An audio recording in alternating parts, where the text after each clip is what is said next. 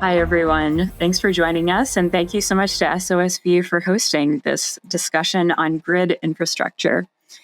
The grid is under an enormous amount of pressure. Infrastructure is old and analog. Wildfires are causing massive damage every year. Interconnection times are starting to touch a decade, and impatient demand from loads like data centers mean that utilities and grid operators are having to look beyond just poles and wires to fix their problems. But luckily, there are a number of companies that have been building the tech the grid needs right now, and they're ready to deploy. So today we're going to talk to three of them. We're joined by Tim Heidel, the CEO of Veer, Drew Beglina, the CEO of Heron Power, and Anirudh Reddy, the co-founder of Air Energy. They can tell you about their techs much more eloquently than I can, so I'll let them explain in their own words. Gentlemen, can you each give me an explanation, the 1-minute version of your technologies, and maybe we can start with Tim. Sure. Excited to be here. Really appreciate the opportunity to invite. My name is Tim Heidel. I'm one of the CEO and one of the co-founders at Veer.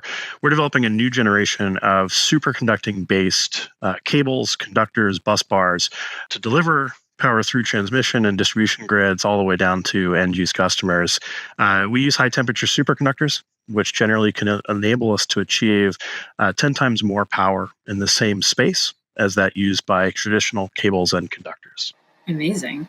Andrew, can you tell us what Heron Power does? Totally. And thanks for having me, Julia and SOSV today. I'm Drew Beglina. I'm founder and CEO of Heron Power. And what Heron does is we take the latest and greatest in power semiconductor technology and apply it to accelerate electrification in all manners, at least the most impactful manners. Our goal is to reduce the human capital, financial capital, and lead time involved in expanding the grid and the transmission and distribution systems.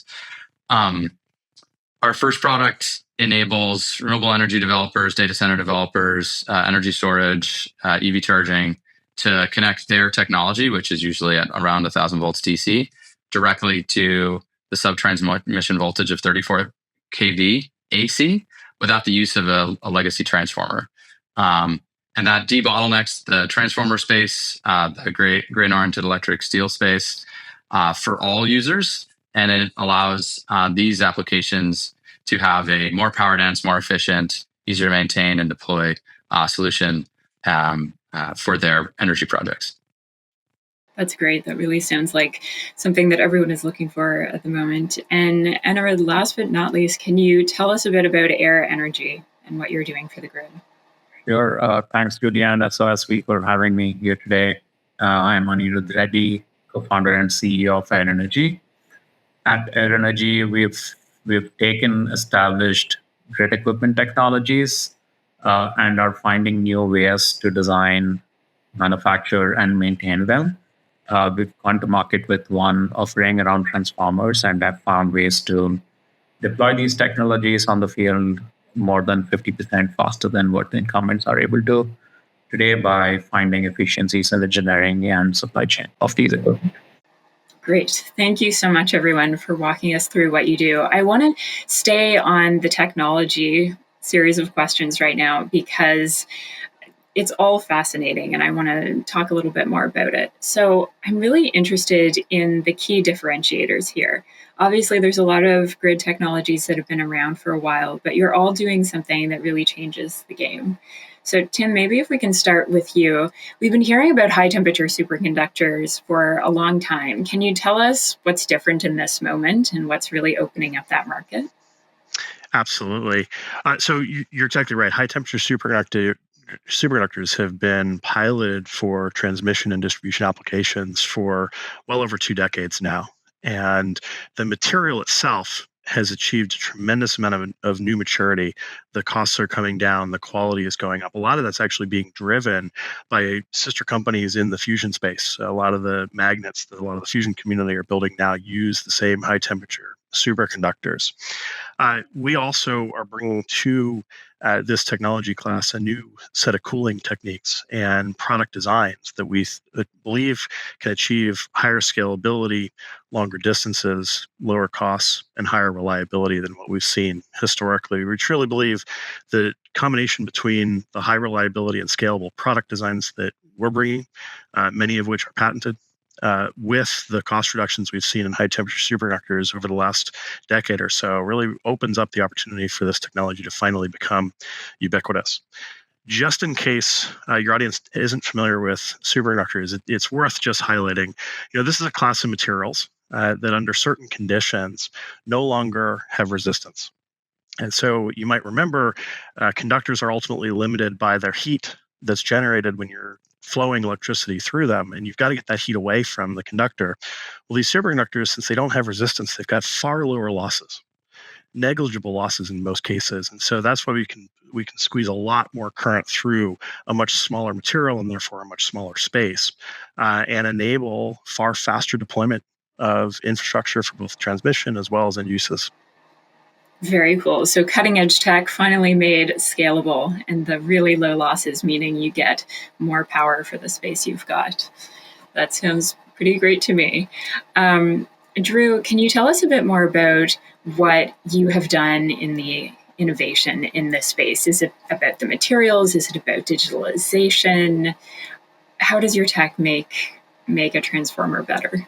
What we're doing is taking advances in and scale up in power electronics over the past decade in EVs and renewable energy, and applying them to a new application is really what we're doing. Over on the order of 4 terawatts of power semiconductors went into electric vehicles in 2024, which is kind of an amazing number. And a decade before that, maybe it was in the tens of megawatts. So huge scale up in that space, and that has built an ecosystem of all kinds of suppliers around that technology. And as the EV growth has sort of tapered off, they're ready for new applications. And at the same time, silicon carbide and other wide bandgap semiconductors have pushed the needle on both the performance in terms of like current per square centimeter of wafer area, and also voltage that they can stand off. And so it's becoming possible now to build a medium voltage connected power converter without actually paying a die area premium over a low voltage power converter. And historically, that's how data center rectifiers or solar inverters, they've all been low voltage inverter rectifiers.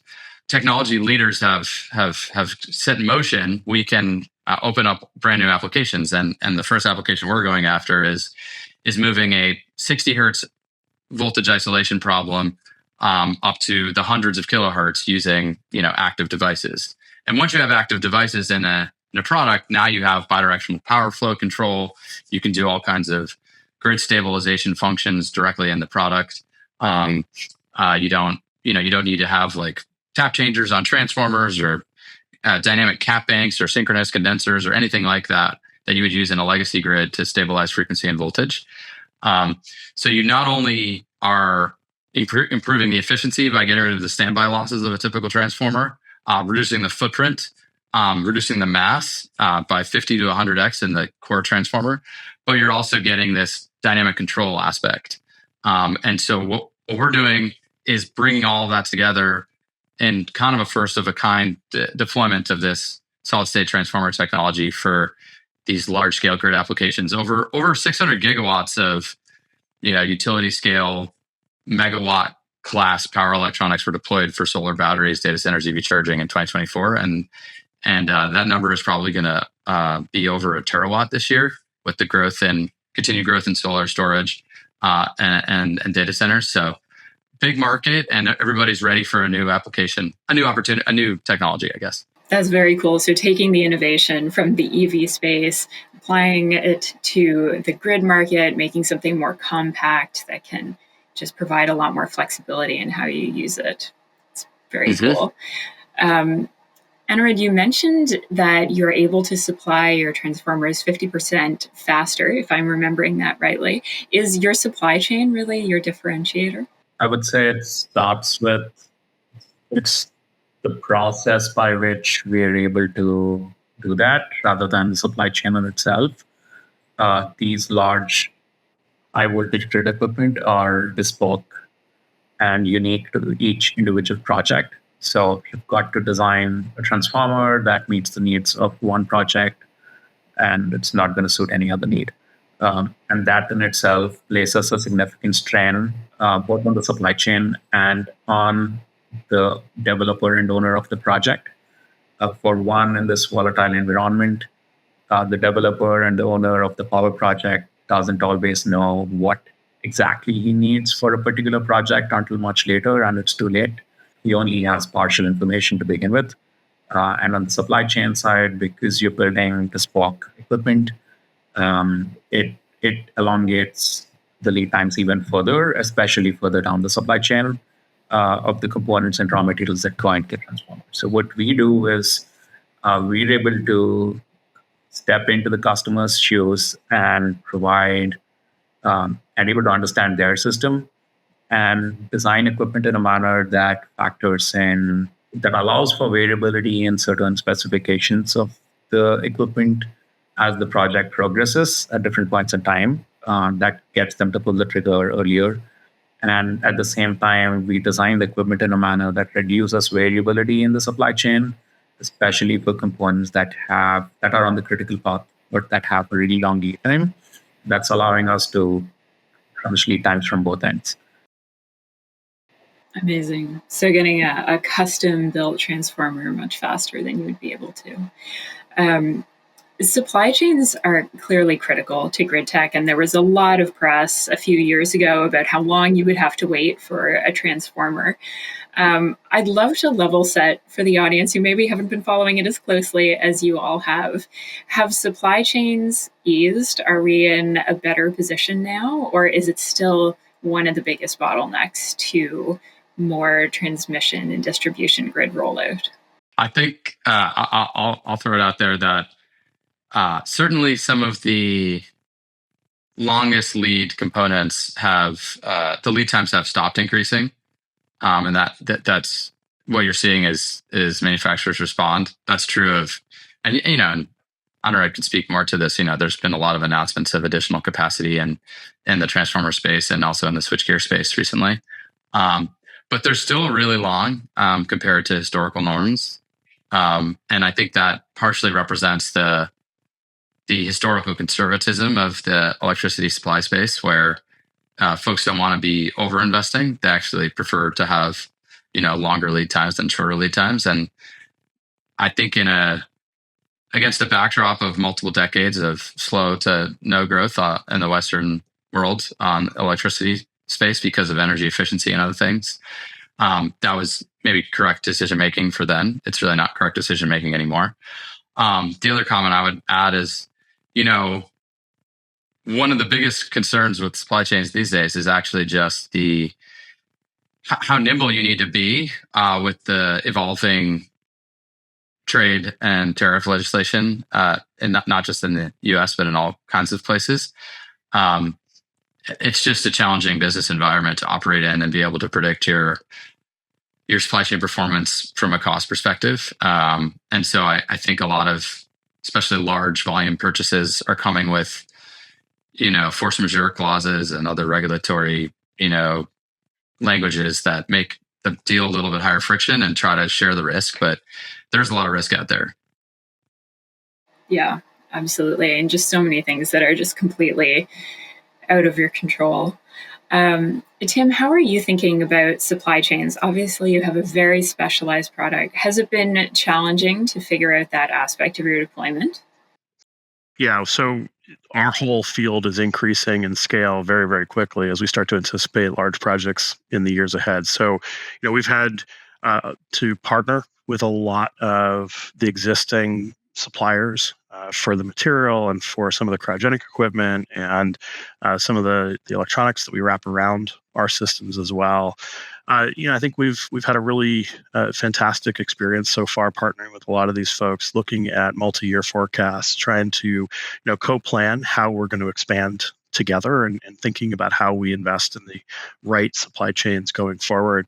Fortunately, in our technology, there's not a lot of the components that we have to go procure directly that are part of the existing electrical industry, right? So we have high temperature superconductors that are not actively used today for data centers or for transmission. And so there's other pressures, there's other things that are increasing the demand for those materials as well. But we haven't seen the worst of it in terms of the traditional electrical supply chains for us. I was just going to say, I answered generally. I mean, but for Heron, in the power semi world where we're really founded, there's actually a lot of slack in the supply base because of what I mentioned before with EV growth kind of tapering off. So at least as far as we see, we don't have, that is not our bottleneck. Yeah. That's good to hear. It does seem like you have all found ways to use the supply chains that are a little bit more open, a little bit more flexible to be accelerating what grid operators can do with your tech. But a lot of grid operators today are very focused on one particular thing. And Tim and Drew, you both mentioned it sort of in passing, but of course, data centers are really the topic of the moment. So I wanted to bring that up in the conversation to make sure that we touch on it. Is it something that is really changing your business? Like, is this changing how easy it is to get funding, the customers you're talking to, how you see the growth of your company going forward? Maybe we can start with Anurad. Is this, are data centers top of mind for you as well? Yeah, at a very basic level, there's an increasing share of projects that are in some way related to data centers, if not directly from data center operators themselves. So that's a net new market for our business, which is a positive. The second, I think the power architecture to support data center needs is morphing and evolving at a rapid pace. And how you build these fully islanded or partially islanded data centers and with a plan for grid connection in the future poses unique challenges. And one of those unique challenges that we've been coming across is the quantum of load variability in these data centers that's causing power generation equipment connected to the data center to fail prematurely. So there's a lot of architectural reimagination that's in process and that's necessary for both the load and generation side of a data center, and that's a unique opportunity for players to develop and deploy new technologies. That's very interesting. So a lot of stress from data centers during grid planning and as well on the equipment when you're operating it. Drew and Tim, have you seen big changes in how people are thinking about your tech in the context of data centers? Yeah, we've actually pivoted the business quite strongly in the last couple of years. So when we started building Veer, we were focused on building very, very high power transmission lines, utilizing our technology to overcome a lot of transmission development bottlenecks. And we had always considered data center developers as a possible customer class with a focus on building the transmission lines that will connect substations to data center campuses. But then a couple of years ago, we started to hear from customers complaints about bottlenecks that were showing up both on data center campuses as the power started to grow pretty dramatically with AI loads, but then also more recently inside of data centers. Data center server racks have grown in consumption over the last couple of years from tens of kilowatts to hundreds of kilowatts. And in just a couple of years from now, we'll see megawatt class data center server racks. So all the power infrastructure that we've always used to move power around inside of these facilities and then by extension on the campuses is really hitting the absolute limits. Traditional bus bars become extremely large, very heavy, very costly and slow to deploy and generate a ton of heat. So it turns out the same superconducting cables and bus bars that we've been building for high voltage applications can be adapted and now fit to purpose for indoor data center use as well as campus use. And so I think the level of interest, the speed of the desire to deploy, the size of the data center market has been growing so quickly that about 2 years ago, we decided to really focus on that first as the way that we can scale Veer and get to the market and build credibility. And then ultimately use all of the success we see in the data center market to, in the midterm, get back to the problem we started with in the transition space.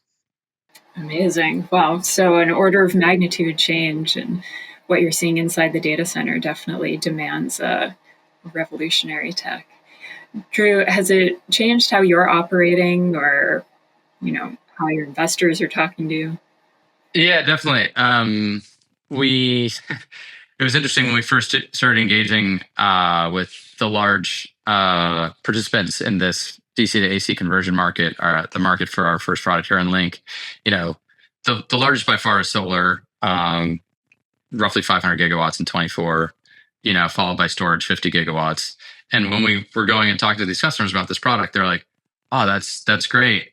And we're building this data center, because basically these solar and storage developers are now also data center developers, because if you're going to build energy generation, you're more often than not you're trying to find load, especially if you can't get an interconnection in time. And so we started getting in touch with the data center technology providers and some of the data center developers and found, and it makes sense that as the power density is increasing in the racks, they're starting to look more like other power dense applications like batteries and solar and power electronics and vehicles and things. And there became this like obvious alignment between what we were working on for the large, hundreds of gigawatt deployments annually, and these smaller data center deployments that are just starting to get into the tens of gigawatts per year.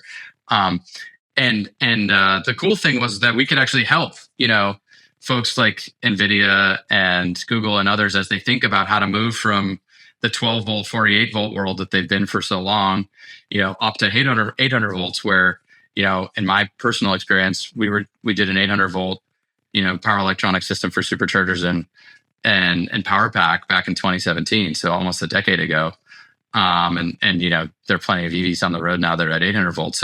So actually Heron's team was in a position to provide more context about how to handle those systems safely, how to do protection in those systems, what suppliers are already in that space.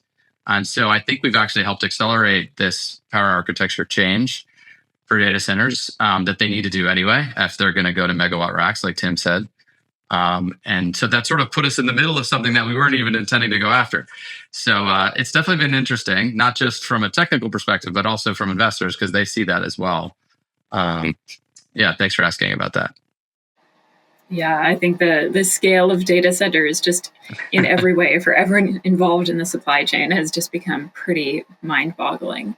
But great if it can be used as a way to accelerate a better, more digitized, more flexible grid. I want to drill down now into deployment, because we've talked a lot about supply chain, and that's kind of the obvious bottleneck. But I know that there are just a lot of hurdles when you're dealing with big projects and with utilities. So my first question is something that we talked about in our prep call, actually, which is like, how are utilities approaching this? Is it still pilot? Do they feel ready to deploy a lot of this stuff more broadly? What are you guys seeing from your customers on the grid? Tim, you should go. Yeah, I'll jump in. We're seeing a ton of urgency, right? I think so.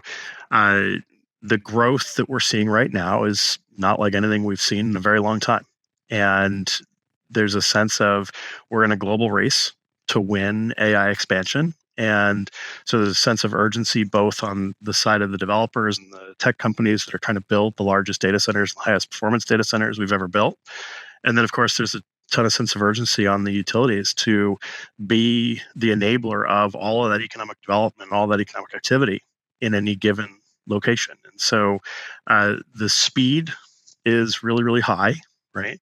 And I'd say that the thing that will always be true is whether you're a utility or you're a data center developer, right? You're building critical infrastructure with very, very high reliability expectations and very, very high safety expectations. And nobody's willing to give up either of those, nor should they.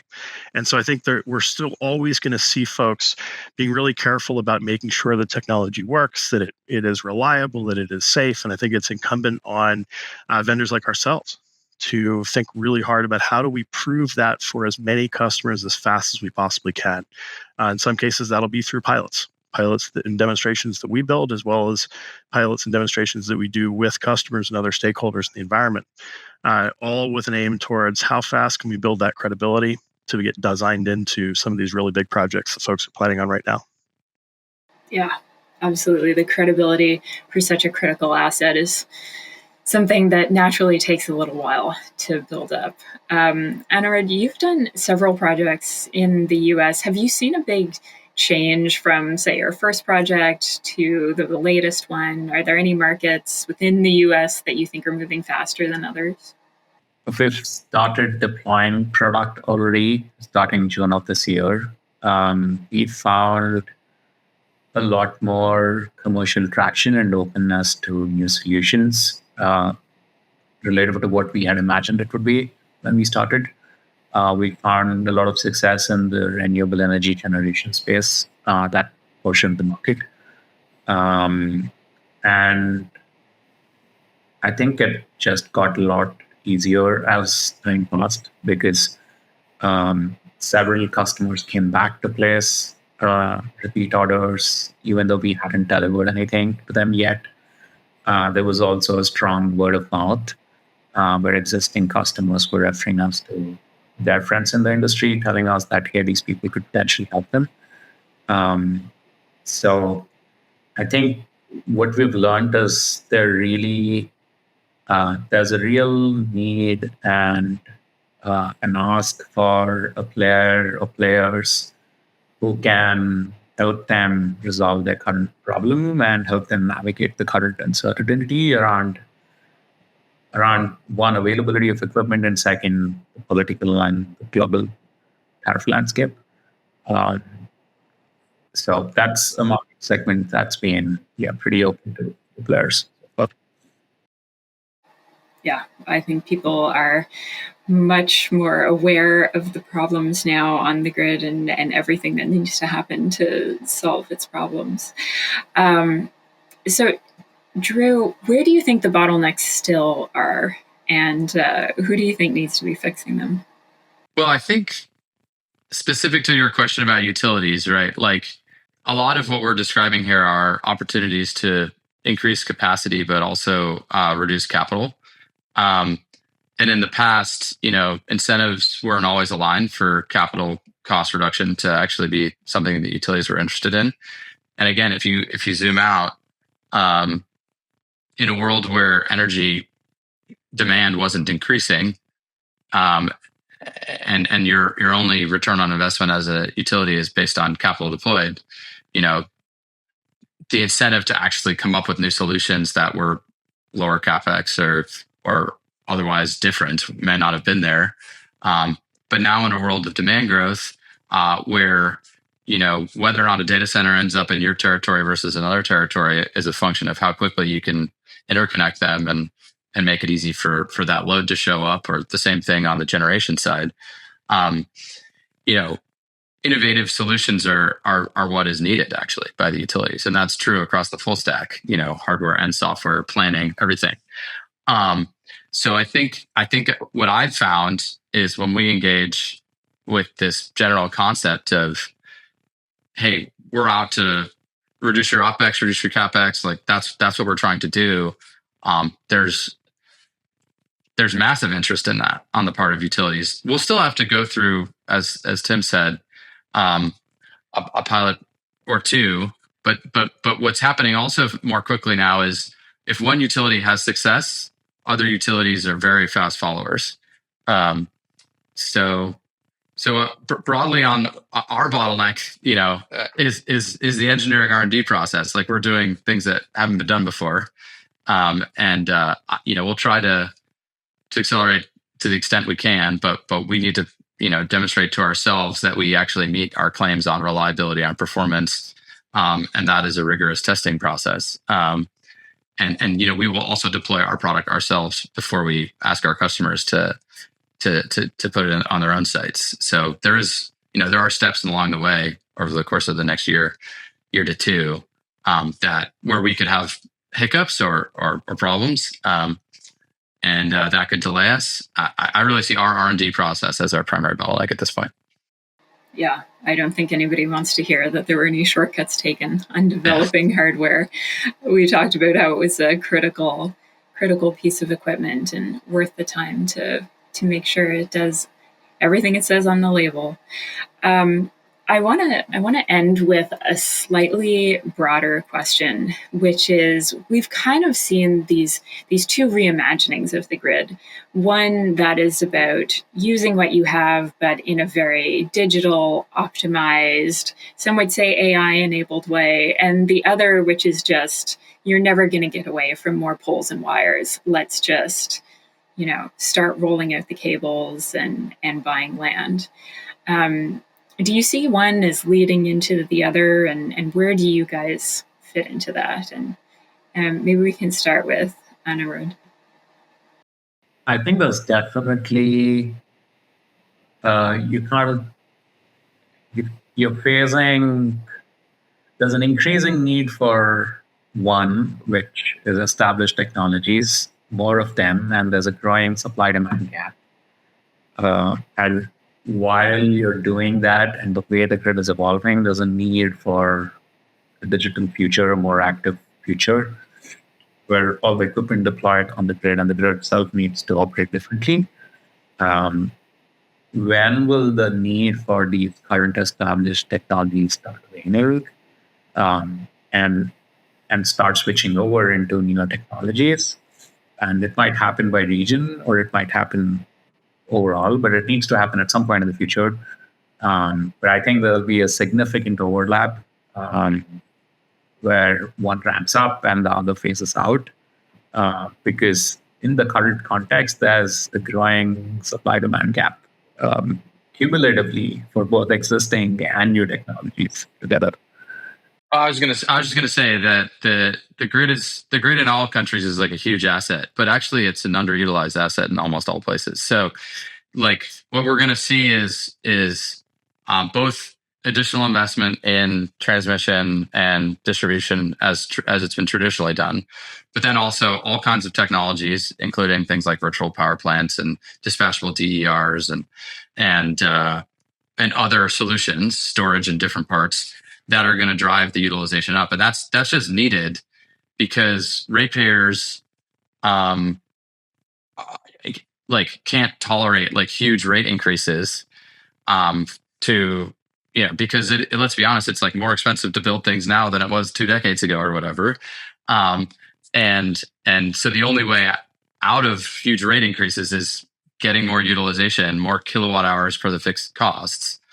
And that's where new technologies come in. That's where software and digital control comes in. Is turning like a traditionally like very like unidirectional grid that has like a peak day or maybe 2 peak days and is largely underutilized to a bidirectional grid with 50, 60, 70, 80% utilization. It's going to be hard on transformers, and it's going to be hard on the gear to be running at near nameplate all the time. But that's the way to actually get the most affordability in terms of electricity delivered. And the more affordable electricity is, the faster like a sustainable transition to electrifying everything can happen. So it's all kind of related, I think. It's hard to imagine a future without a tremendous amount of electricity growth everywhere. Data centers are driving a lot of that today, but it's the industrialization of heat or electrification of heat or electrification of industrial processes. It's transportation electrification. It's, shifting grid mix. There's going to be tremendous growth in the required grid infrastructure for, likely our lifetimes. And that puts a lot of stress on many, many stakeholders, right? Large scale linear infrastructure, grid infrastructure is never going to be popular. So we're going to need a ton of it. We're going to need to build a lot more, but we also want to wrap all of the technologies around that to be able to maximize how much we can utilize of the physical infrastructure. So everything is needed. Absolutely. Well, it sounds like we're in the era of build, but absolutely make it digital, make it as efficient and perfectly utilized as possible. But it really sounds like a very exciting future for the grid. And I am personally excited to see what all of your companies do with that. So thank you so much, everyone, for joining us. Thank you to SOSV for hosting this. I learned a lot. I'm sure the audience did too. Thank you so much, everyone. Thank you.